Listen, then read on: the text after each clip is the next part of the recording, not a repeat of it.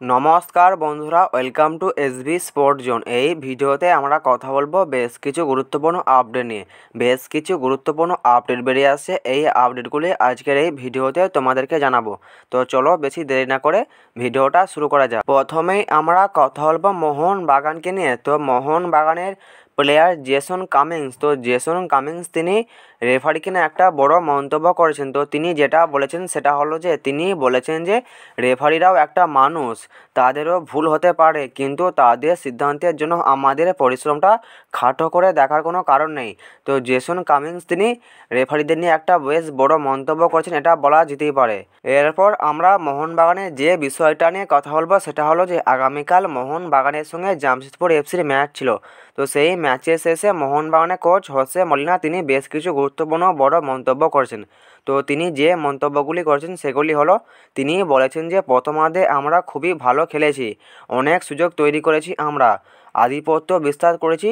দ্বিতীয়ার্ধে ওরা যখন দুই স্ট্রাইকারে খেলা শুরু করে তখন আমরা সেভাবে ধারালো আক্রমণে উঠতে পারিনি। ওরা ম্যাচের কোনো সময়ই আধিপত্য বিস্তার করতে পেরেছে বলে আমার মনে হয় না, তবে ওরা গোলটা খুবই ভালো করেছে। এছাড়াও তিনি বলেন যে দ্বিতীয়ার্ধে খেলা ওপেন হয়ে যায়, তা সত্ত্বেও শেষ 20 মিনিটে আমরা ফের ঘুরে দাঁড়াই। সেই সময় অন্তত 3-4টে অবধারিত গোলের সুযোগ তৈরি করেও ব্যর্থ হই আমরা। সেই জন্যই এই ফলে আমি খুশি নই, কারণ ম্যাচটা আমরা জিততে পারতাম। দলের খেলোয়াড়দের জন্য আমি গর্বিত। ম্যাচের শেষ দিকে ওরা যে চারিত্রিক দৃঢ়তার পরিচয় দিয়েছে, সমানে গোল করার চেষ্টা করেছে, তার প্রশংসার যোগ্য। মাঝে মাঝে এইরকম হয়, জেতার জন্য সব কিছু করেও জেতা যায় না। ফুটবল এইরকমই, পরের ম্যাচে আমাদের আরও ভালো খেলতে হবে। এছাড়াও তিনি বলেন যে আমাদের ছেলেরা কখনো ক্লান্ত হয়নি, শেষ 20 মিনিটে ওরা প্রচুর দৌড়েছে, তবে প্রথমার্ধে যেরকম ধারালো আক্রমণ করেছি আমরা, দ্বিতীয়ার্ধে ততটা ধার ছিল না। আমি কোনো অজুহাত দিতে চাই না, আমার দলের ছেলেরা সবাই ফিট আছে, ওরা 100 মিনিটও টানা খেলতে পারে, সেজন্যই ওদের নিয়ে আমি খুশি। এছাড়াও মোহনবাগানের কোচ মলিনা তিনি বলেন যে আজ দিনটা আমাদের ছিল না হয়তো, তবে এই সমস্যার সমাধানের জন্য আমাদের অনুশীলন করে যেতে হবে। দলের স্ট্রাইকাররা গোল করতে পারেনি, ফিনিশিং নিয়ে আমরা প্রচুর কাজ করি। আমার কোচিং জীবনে এর আগে কোথাও ফিনিশিং নিয়ে এত অনুশীলন করিনি আমি। আজ গোল হয়নি ঠিকই, তবে গোল আসবে। আশা করি আমাদের ছেলেদের ওপর সবাই আস্থা রাখবে। দল নিয়ে কোনো অভিযোগ নেই আমার। আমরা লিগে সবচেয়ে বেশি গোল করেছি, সবচেয়ে গোল কম খেয়েছি, সবচেয়ে বেশি ক্লিনশিট আমাদের, সবচেয়ে বেশি গোলের সুযোগও বোধহয় আমরাই তৈরি করেছি। আজ হয়তো 3 পয়েন্ট পেলে ভালো হতো ঠিকই, কিন্তু 1 পয়েন্ট তো পেয়েছি, হারের থেকে তো অনেক ভালো। 1 পয়েন্ট তো বাড়লো টেবিলে। তো আগামীকালের ম্যাচের শেষে মোহনবাগানের কোচ মলিনা তিনি এই মন্তব্যগুলি করেছেন। এরপর আমরা কথা বলবো বাঙালি মিডফিল্ডার শেখ সাহিলকে নিয়ে। তো শেখ সাহিলকে নিয়ে যে আপডেটটা বেরিয়ে আসে সেটা হলো যে আই লিগে পয়েন্ট তালিকায় বর্তমানে সবার শেষে থাকা স্পোর্টিং ক্লাব বেঙ্গালুরু থেকে ট্রান্সফার উইন্ডো আই লিগে অন্যতম ফেভারিট ক্লাব ইন্টারকাশিতে যোগ দিলেন বাঙালি মিডফিল্ডার শেখ সাহিল।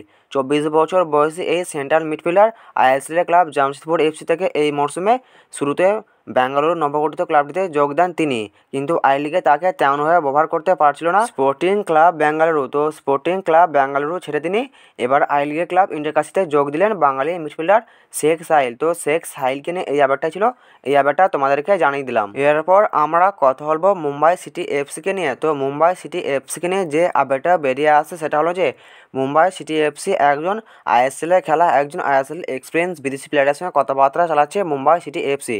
প্লেয়ারটি হলেন প্লেয়ারটি একটা সময় 2020-21 মরশুমে আইএসএলে 2020-21 মরশুমে এফসি গোয়াতে খেলে গিয়েছিলেন। প্লেয়ারটির নাম হলো জর্জ অর্টিজ। তো এই প্লেয়ারটির সঙ্গে কথাবার্তা চালাচ্ছে মুম্বাই সিটি এফসি। তো যেটা জানতে পারা যাচ্ছে যে এই জর্জ অর্টিজের সঙ্গে মুম্বাই সিটি এফসির কথাবার্তা অ্যাডভান্স পর্যায়ে চলছে। তো অনেক জায়গা থেকে এটা জানানো হচ্ছে যে ডিল ডান হয়ে গেছে, শুধু মেডিকেলের যে ব্যাপারটা থাকে সেখানেই জিনিসটা আটকে আছে, এরকমই জানাচ্ছে অনেক জায়গা থেকে।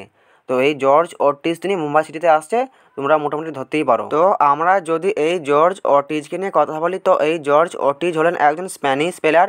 তো জর্জ অর্টিজের বয়স হচ্ছে 32 বছর। তো প্লেয়ারটির মার্কেট ভ্যালু হলো 1.2 করোড়।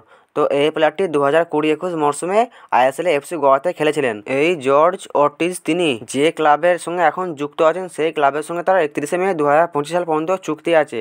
তো যেটা জানতে পারা যাচ্ছে যে মুম্বাই সিটি এফসি দ্বারা ট্রান্সফার ফি দিয়ে এই প্লেয়ারটাকে তার দলে সাইন করাতে চাইছে, এরকমই আপডেট বেরিয়ে আসছে। তো এই জর্জ অর্টিজ তিনি রাইট উইং এবং লেফট উইং তো দুই পজিশনেই তিনি খেলতে পারেন। তো মুম্বাই সিটি এফসি কিনে এই আপডেটটাই তোমাদেরকে জানানোর ছিল, এই আপডেটটা তোমাদেরকে জানিয়ে দিলাম। তো আজকের এই ভিডিওতে তোমাদেরকে এই আপডেটগুলো জানানো ছিল, এই আপডেটগুলো তোমাদেরকে জানিয়ে দিলাম। ভিডিওটা যদি ভালো লাগে ভিডিওটা অবশ্যই একটা লাইক করে দিও, যারা আমাদের চ্যানেলে প্রথমবার আসবে চ্যানেলটা অবশ্যই সাবস্ক্রাইব করে দিও। তো দেখা হচ্ছে নতুন কোনো একটা ভিডিওতে।